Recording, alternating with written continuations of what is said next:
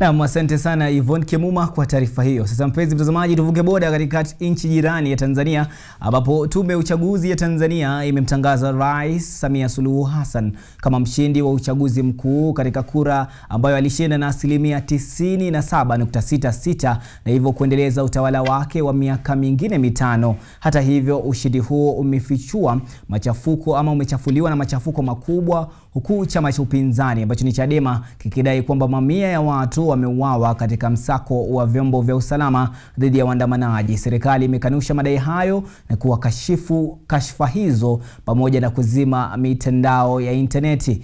Waangalizi wa kimataifa wameelezea wasiwasi kuhusu ukiukwaji wa haki za kibinadamu na uhalali wa uchaguzi huo.